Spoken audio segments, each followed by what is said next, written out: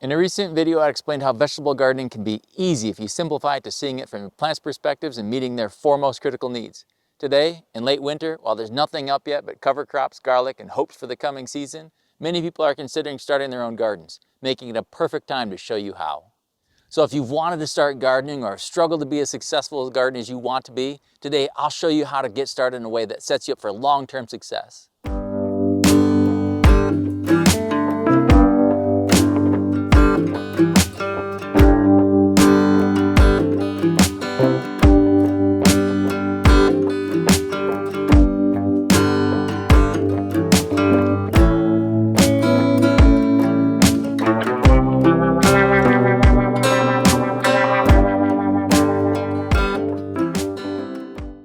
Judd Lefebvre here with Green Thumb Gardening Secrets, where we're trying to reforge the generational chain of knowledge that connects people to their food and all of the other wonderful joys of gardening. To be their absolute best, vegetable garden plants actually need 6 things: immense amount of sunlight, super rich soil, moderate soil moisture, the correct air and soil temperature, proper spacing, and companion plants. If you give your plants these 6 things, they'll do exceptionally well. That's the whole secret to gardening. That's it. Really. That's it. I know in a previous video, I didn't include spacing or companion plants and what all plants need, because plants in the natural world typically aren't perfectly spaced apart. And many gardeners skip companion planting and their plants do okay without it. So it's hard to argue that these 2 are critical for all plants everywhere, but your vegetable garden plants really benefit from both. So if they're going to be at their absolute best, these 2 are super important as well. So let's dig into all 6.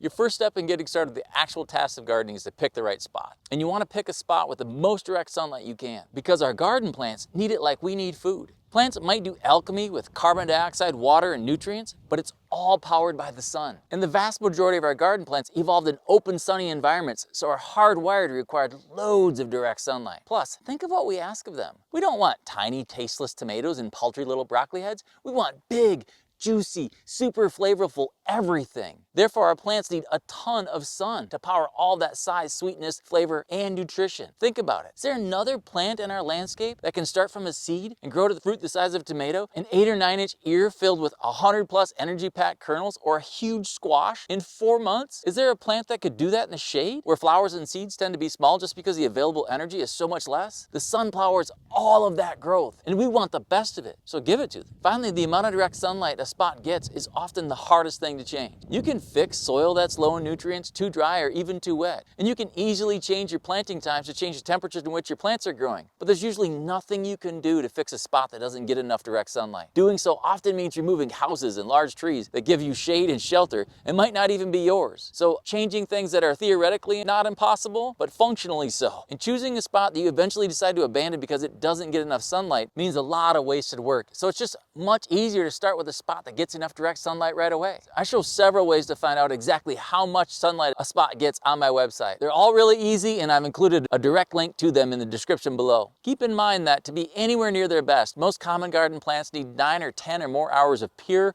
unfiltered, absolutely direct sunlight. If you can't find a spot anywhere that gets 9 or 10 or more hours, there are a few things you can still grow in a spot that gets down to, say, 6 or 7 hours of direct sunlight a day. But I hesitate to tell you that because your plants won't be at their best, possibly without even you realizing it. And if you do notice it, you might think it's some mystical personal failing, like you magically just don't have the mythical green thumb, and then give up in defeat, when really it was just that you picked a spot that didn't get enough direct sunlight to fully power your plants. And I see this scenario all the time. But if you don't take my advice and you try to grow in too few hours of direct sunlight, keep in mind it takes much less energy to grow leaves like lettuce, spinach, kale, etc. than it does to grow flowers like broccoli and cauliflower heads, seeds like corn, or fruit like peppers, tomatoes, and eggplants. So plants that you grow for their leaves will do not their best, but okay in maybe 6 or 7-ish hours of direct sunlight a day. If you try growing anything from which you harvest flowers, seeds, or fruit, keep in mind that even when everything else is perfect, this is what broccoli heads look like when plants get only 7 hours of direct sunlight a day, compared to those right next to them in the exact same soil that got 9 or 10. If your best spot is currently covered with long grass, you'll have to kill it or remove the sod. You have 2 good options: cutting out the sod by hand and composting it, or smothering it well in advance. And 2 lesser options: tilling it in or smothering it closer to planting time. Each has its own pros and cons, all of which are too much to get into here, but you can find out more on all of them on my website. I'll leave a direct link to the pages on dealing with sod in the description below. For enriching your soil, you have 3 options: chemical fertilizers, organic fertilizers, or cured compost. To create super rich soil, you really only have one: adding cured compost. Chemical and organic fertilizers work, but only sort of. They'll provide richness to your soil, but their richness is short-lived, and they only provide the big 3 of nitrogen, phosphorus, and potassium without all the micronutrients that are also so critical for your plant's long-term health and yours. And once these pellets dissolve and are either taken up by plants, run off, or leach away, their richness is gone. It's sort of like a person eating only protein, carbohydrates, and fats, but not getting any of the vitamins and minerals that they need, but also doing so with carbohydrates that are all simple sugars and proteins and fats that go through their digestive system just as quickly. So they're hungry in an hour even if they've ingested more calories than they've used, but are somehow also malnourished. These things feed your plants, sort of, but they don't give your plants everything they need for long-term health. A well-balanced cured compost, in contrast, provides all of the macro and micronutrients plants need. It's the concentrated organic matter and complex organic compounds that feed the microbes and symbiotic mycorrhizal fungi that ultimately feed your plants in just the right proportions all growing season long. To use it, simply mix 6 inches of it into the top 6 to 12 inches of your soil, and your plants will love you for it. They'll also love the loosening of your soil that this mixing entails. There are several options here for mixing it in, from double digging it 2 feet deep, to spading or forking it in 1 foot deep, or even tilling it in 6 inches deep. But in general, the deeper you mix it and loosen your soil in the process, the better your plants will do. Personally, however, although it typically only take me 2 hours to complete a 3 by 10 foot area, I only do the much harder work of loosening and mixing compost 2 feet deep for plants with particularly large root systems, namely tomatoes, peppers, and the larger brassicas like broccoli, cauliflower, and cabbage, for which I've found it makes the most obvious, profound difference.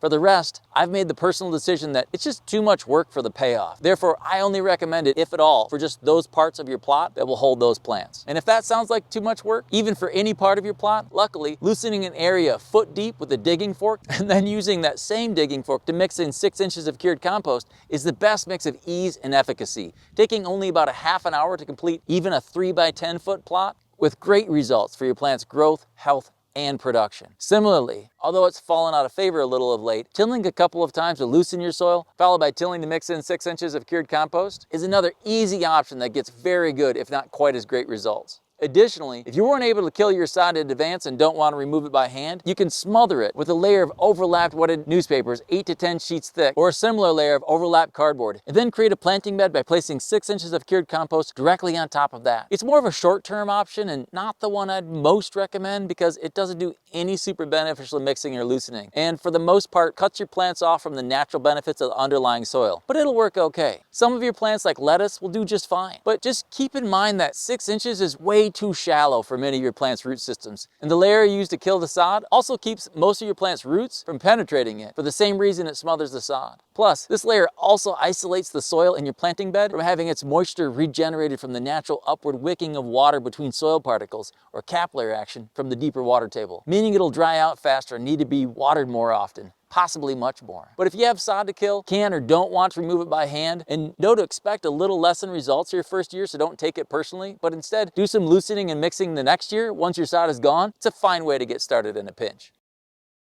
Keeping your soil moderately moist can also be easy. In a mostly bare garden without a lot of organic matter, you need about 1 inch of water a week to keep the soil at the moderate moistness that most fruit and vegetable garden plants love, which is why it's the most commonly given advice for watering. In many regions, however, the rain will do this for you, especially early in the growing season. But if you don't artificially locate your bed soil high above the ground level, surrounded by warm wood, masonry, or metal on 4 extra sides, which dries it out much faster, don't functionally cut it off from the water table below that naturally feeds it through capillary action, have lots of organic matter in your soil like that provided by cured compost, which holds almost its weight in water, and mulch the exposed top of your soil in between your plants with straw, the soil will stay evenly, moderately moist with much less than 1 inch of water per week, leaving you not to have to water at all in many areas most times of the year unless it's a drought. If you're ever unsure if your soil is too dry, just stick your finger all the way into it and see how it feels. In areas where you're trying to get seeds to sprout and grow, try to keep it moist throughout until their little root systems get established. So until the plants are, say, 3 or more inches tall. Once your plants are more established, it's fine if it's dry on top, but moist starting, say, 1/2 inch or 1 inch down. If it's dry 1/2 inch to 1 inch or more down, likely water.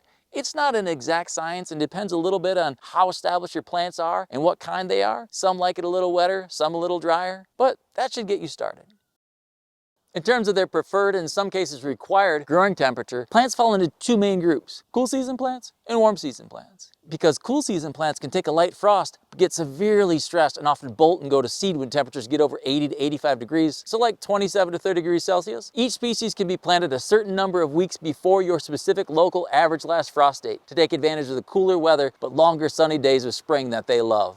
Because warm season plants typically can't take a frost and love warmer temperatures, they're typically planted on or a certain number of weeks after your specific local average last frost date. You can use the number of weeks before or after your average last frost date that I've displayed on the screen here. You can look them up on my website. I also have a link to that specific page in the description below. Or you can use the seed packets, which typically display this information along with planting depth, spacing, etc. All will work well and be about the same. To find your specific local average last frost date in the spring, you can click on the average last frost date link in the description below that will take you to a page with resources to help you find yours. You can also just Google it. Every plant also needs its own specific amount of growing room, from 2 to 24 inches depending on the plant, similar to how different people need different amounts of personal space. Your plants are basically just like goldfish, who stay small in a tiny fish bowl, but can grow quite large if given a larger, healthy space. Your plant's eventual size absolutely matches the space they are provided, staying small and even miniature in small and miniature containers, and only reaching their full potential if given their ideal amount of loose, rich, unoccupied soil to stretch their roots and search for nutrients. It's super important, therefore, to give them enough space. However, you also don't want a lot of extra empty space between them that just leads to sun-baked, dried out soil and more weed growth. The specific spacing I'm providing on the screen allows them to reach their full potential, but also be close enough to form a dense canopy of foliage to shade and cool the soil, preserving soil moisture and minimizing weed growth. You can also use the spacings listed on the seed packets. The only difference is that the seed packets often decrease in-row spacing a little, but increase between-row spacing a lot. Because many seed companies assume most people are still stuck in the paths next to each row paradigm. Instead, our plants do best in beds we never walk on, planted in blocks, with their in-row and between-row spacing being roughly the same. I have much more on plant spacing and a method called offset spacing on my website. And you guessed it, link description below.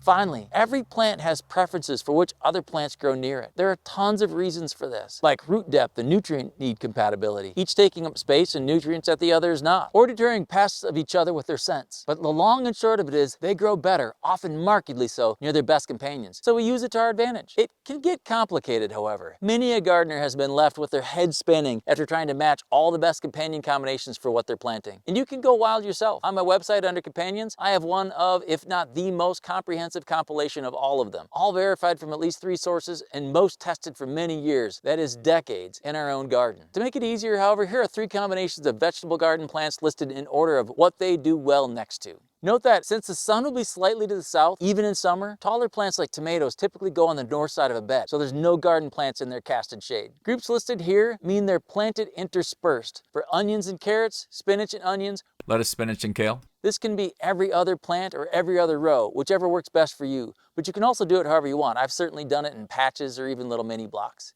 And for broccoli and kohlrabi, the kohlrabi in between the broccoli gets harvested way earlier so that the broccoli comes up and fills in the extra space. For tomatoes and onions and tomatoes and carrots, both onions and carrots, and even a mix of the two, make a great companion border for tomatoes and fill in the extra spaces around a plant that, if viewed from above, would grow in a roughly circular area but is in a rectangular bed. For carrots and lettuce, each with early radishes, the radishes are often planted mixed right in with the carrots and lettuce seed, where they sprout strongly and help their slightly weaker companions break through the soil crust, and then are harvested earlier, leaving space for the lettuce and carrots to fill in. Finally, lettuce, spinach, and kale, and even onions and carrots with them, make a great set of companions, with kale continuing on all season and growing to fill in the space vacated by the earlier maturing lettuce and spinach, which are typically pulled when they start to bolt and go to seed during the first flush of hotter weather. As you can see in the third column, you can also use this combination strategically adjacent to the rows of carrots and onions surrounding a tomato plant, so you eventually end up with a row of large kale next to your tomato that is surrounded by carrots and onions. I would note, however, that such groupings often lead to other plants benefiting at the expense of onion bulb size. So while I add them as sort of sacrificial companions in groups like those listed here, for onions I want to reach ideal storage size, I plant them in their own separate block, ideally spaced apart. I'd also note that I really like the middle column's grouping of sweet potatoes next to broccoli and potatoes, followed by onions and bush beans the next respective spots away. Not only do they all grow great next to each other, but it also works great temporally, since the others are done growing and vacating their area of the bed just in time for the sweet potato vines to fill in the extra space as they need it. So if you've always wanted to start but didn't know how, or if you've started but are wondering why you're struggling, these 6 very doable steps to give your plants exactly what they need should get you heading in an excellent direction that has you primed for long-term success. They'll make sure you give your plants everything they need to be their healthiest, most productive selves, and give you amazing vegetables every year without much trouble and without chemicals of any kind. You'll be the gardener you've always wanted to be, and be ready to always stay open to growing.